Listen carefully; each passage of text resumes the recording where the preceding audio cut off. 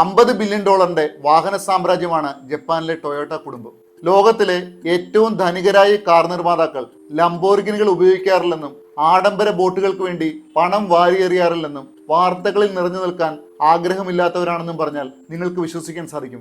നമുക്ക് ലഭിക്കാവുന്നതിൽ വെച്ച് ഏറ്റവും വിശ്വസനീയമായ വാഹനങ്ങളായ ടൊയോട്ട കാറുകളുടെ നിർമ്മാതാക്കളായിട്ടും അവർ യാതൊരു വിവാദങ്ങളിലും പെടാതെ 5 തലമുറകളായി നിശബ്ദമായി ആധിപത്യം പുലർത്തിക്കൊണ്ട് വർഷം $50 ബില്യൺ സമ്പാദിക്കുന്നു. എന്നാൽ ഒരു നെൽവയലിൽ നിന്നും ടൊയോട്ട കുടുംബം എങ്ങനെയാണ് ഈ നിലയിലേക്ക് ഉയർന്നത്? ഈ വീഡിയോയിലൂടെ നമുക്ക് അവരുടെ കഥ അറിയാം. 1867 ജപ്പാനിലെ പാവപ്പെട്ട നെൽകർഷക കുടുംബത്തിൽ ജനിച്ച സാഗിച്ചി ടൊയോട്ടയിൽ നിന്നാണ് ഇതിന്റെ തുടക്കം. അദ്ദേഹം രാജ്യത്തെ ആദ്യത്തെ പവർലൂം കണ്ടുപിടിക്കുകയും മനുഷ്യന്റെ മേൽനോട്ടത്തോടു കൂടിയുള്ള ഓട്ടോമേഷൻ എന്ന വിപ്ലവാത്മകമായ ആശയം അവതരിപ്പിക്കുകയും ചെയ്തു. തന്റെ സമ്പാദ്യം ആഡംബരങ്ങൾക്ക് വേണ്ടി ചെലവഴിക്കുന്നതിന് പകരം കാറുകളെ കുറിച്ച് പഠിക്കാൻ അദ്ദേഹം മകനോട് ആവശ്യപ്പെട്ടു.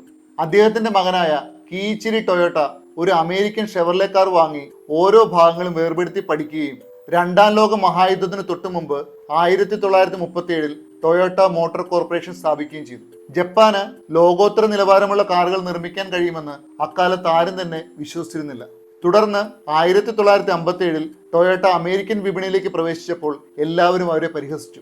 എന്നാൽ 1973 എണ്ണ പ്രതിസന്ധി എല്ലാം മാറ്റിമറിച്ചു. ഡിട്രോയിറ്റിലെ വൻകിട കമ്പനികൾ പ്രതിസന്ധിയിലായപ്പോൾ ടൊയോട്ടയുടെ ഇന്ധനക്ഷമതയേറിയ കാറുകൾ വിപണി കീഴടക്കി. അതിന് നേതൃത്വം നൽകിയത് ചരിത്രത്തിൽ തന്നെ ഏറ്റവും കൂടുതൽ വിറ്റഴിക്കപ്പെട്ട കാറായ ടൊയോട്ട കൊറോളയാണ്. 50 ദശലക്ഷത്തിലധികം യൂണിറ്റുകൾ വിറ്റഴിക്കപ്പെട്ടു. പിന്നീട് ലെക്സസ് എന്ന ബ്രാൻഡിലൂടെ ലക്ഷറി കാർ ലോകത്തെ ഞെട്ടിച്ചുകൊണ്ട് BMW, മെഴ്സിഡസ് എന്നിവരെ അവരുടെ സ്വന്തം തട്ടകത്തിൽ തോൽപ്പിക്കാൻ കഴിയുമെന്ന് ടൊയോട്ട തെളിയിച്ചു.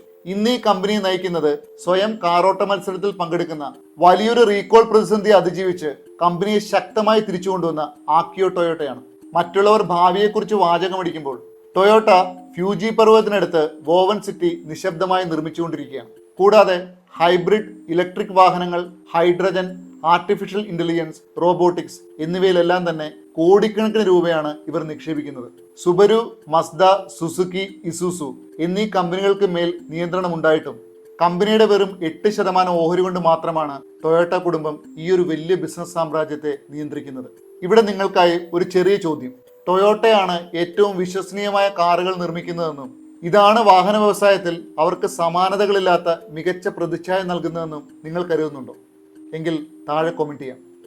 ഇതുപോലെയുള്ള ബിസിനസ് സൈക്കോളജിക്കൽ ടിപ്സിന് just follow me. Thank U.